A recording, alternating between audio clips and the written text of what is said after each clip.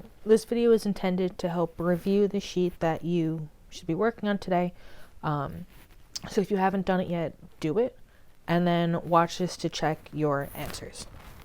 So a lot of this is a review from what we did the past 2 days, kind of putting it all together. So the first question says, what type of reaction does a positive delta H value represent? That is endothermic. And again, when we're talking about endothermic reactions, we know heat or energy, those two words are going to be kind of interchangeably, are absorbed. 2, when it says what happens in terms of heat energy to a reaction with a positive H, we just answered that. So again, heat is absorbed. What type of reaction does a negative delta H value represent? That's the opposite of exothermic, and that the opposite of endothermic rather, and it is going to be exothermic. And then number 4, in terms of heat, in an exothermic reaction, your heat energy is released. So if you think about exothermic, think of like exit, so something leaving, and exoskeletons on the outside, heat's going towards the outside. Okay, so going into question number 5, this kind of goes into what we did yesterday. If you reverse a reaction, so you're essentially just moving backwards because reactions can go both ways. What happens to, this is a 2-part question, the value. So the value is still the same. Nothing happens to the value. But when we're talking about the sign, when you switch the reaction, the sign switches. So if a forward reaction was positive, the same reaction backwards would be negative. Okay. Number 6, if you double the concentration of the reactants, the value doubles, and the sign stays the same. The only way a sign changes is if the reaction is reversed. The only way the actual number changes is if the concentration changes. So what that means, if it's bigger or smaller than what's on table I, it will either be doubled or half or some kind of even ratio. That's how much it's either doubled or it either increases or decreases. Okay. Number 7, if you halve the concentration of the reactants and products, the value is halved. And again, the sign still is the same. Number 8 is the same as number 5. I'm aware of that. But it's good to see it again. If you reverse the reaction, the sign is switched, but the value stays the same. Okay. Number 9, if a reaction is exothermic, again, that is meaning energy or heat is being released. So if it's released, heat is written as a product, so after the arrow. If it's endothermic, meaning it is absorbed, heat is a reactant, which is before the arrow. Okay. Number 11, if delta H for a given forward reaction is positive, so if we know going normally is positive, if we reverse it, it's going to be negative, and negative equals exothermic. Again, when you reverse a reaction, you switch the sign. So if it was positive, now it's negative. A negative delta H value means it is now exothermic. Okay. If a reaction, number 12, is endo, what is the sign of the reverse reaction? So, if going forward is endo, we know that means it is positive. So if we're going to reverse it, our delta H is going to be negative. Again, that is exothermic. So very similar to number 11, but worded in a slightly different way. Okay. 13. If a reverse reaction is endo, so endo meaning is positive, what is the sign of the forward reaction? So now that we're going the opposite way, we're switching the direction of the reaction. This is going to be negative and exothermic. So that is your final answer for 13. Okay, number 14 says if the original equation has a delta H value of 50, so now we're dealing with numbers, what is the delta H if you reverse it and double it? So if we reverse it, your sign switches. So if we're starting with a positive number, our number has to be negative. And now if you double it, the number has to double. So 50 times 2 is doubling, is 100. So your answer is going to be negative 100 kilojoules. So reversed, it switches the sign, and doubling it doubles the number. And lastly, number 15, if the original equation has a delta H value of 50 kilojoules, what is the delta H if you reverse it and half it? So we're starting with 50. When you reverse it, the sign switches. So the opposite of positive is negative. And then if you half it, half of 50 is 25 kilojoules. So that is how you do number 15. Okay, deep breath, on to the next part. Here you have to use table I on your reference table. Without it, it is literally impossible. You do not need to memorize any of these values. So again, you want to make sure that sometimes these equations can match table I exactly, sometimes they can be switched, or the ratio can be elevated or decreased. So just you have to be very, very careful. So the first one is done for you. Let's jump into the second one. Second one gives you an equation. This is exactly on table I. And you'll see that it says negative 483.6. Again, coming straight from table I.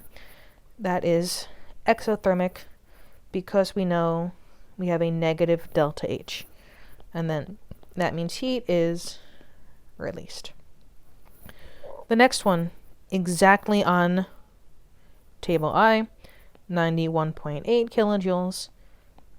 Exo, because you have a negative delta H, and your heat is released.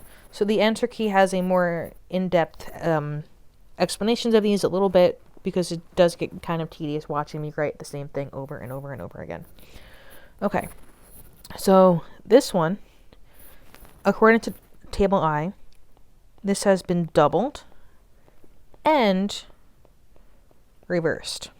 So it doesn't match table I exactly. This is a doubled version of it, and it's reversed. So that means we need to double the value it gives us and switch the sign. So when you do that, it comes out to be positive 183.6. This is endo.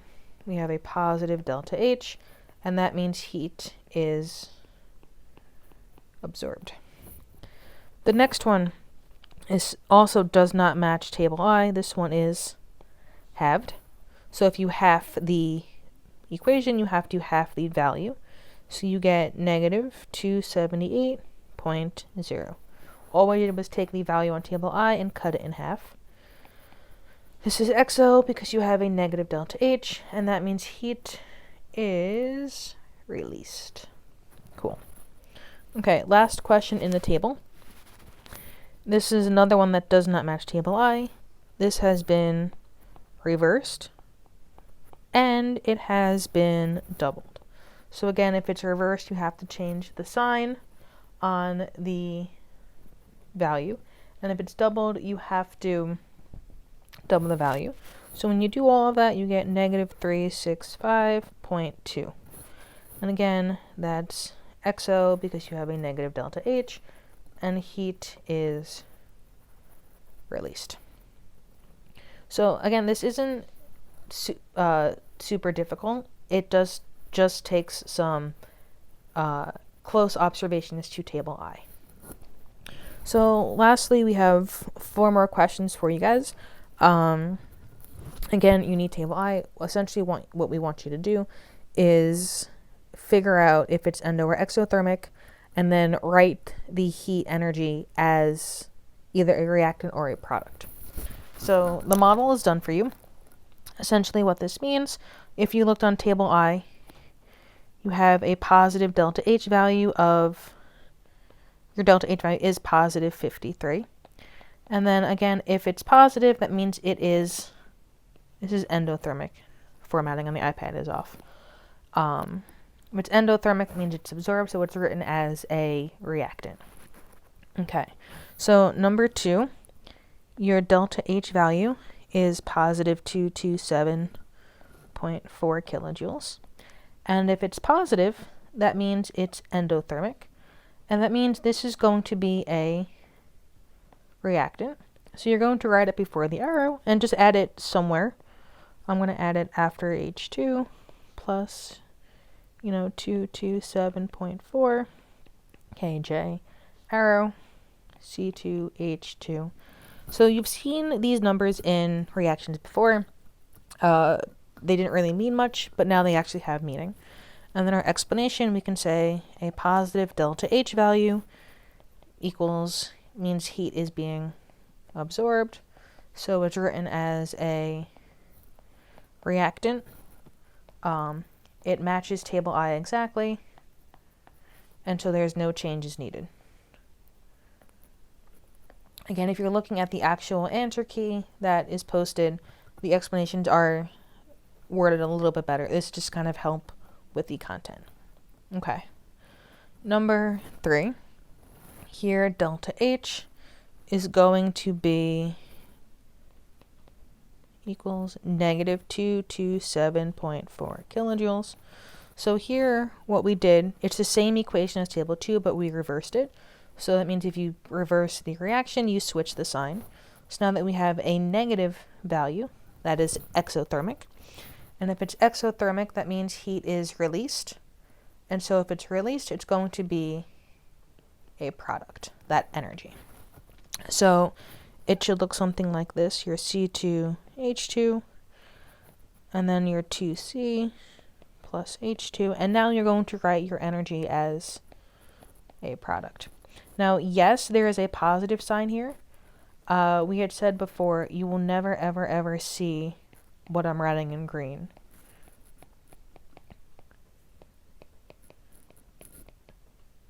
So you will never, ever, ever have a minus sign in a reaction. The fact that it is written as a product, that's what's telling you it is released. Okay. Number 4, this is your delta H value is negative 566.0 kilojoules. Again, that negative value means it is exothermic, so it is going to be written as a product. So you get 2CO plus O2 gives you 2CO2, and then you have to write that energy as a product, so after the arrow. And then lastly, number 5, this is, according to table I, reversed and doubled. So we gotta, give you a very challenging question at the end. So after you reverse it and double it, your delta H value becomes positive 1143.2 kilojoules. And so if it's positive, that means it is endothermic. So if it's endothermic, that is going to means that energy is a reactant. So when you write it into your equation, you get 4H2O plus that energy as a reactant. And then the products the way they are. Exactly. And that is it. Again, this was doubled and reversed, so you needed to switch the sign according to table I, and then double that value, and then write it as a reactant to show that it was absorbed. So that's it for table I. So if you have any questions, you can obviously do these questions again. Do these questions as much as you want to. There is a Castle Learning posted about table I to further help you. So have a wonderful day. That is it for today. Bye.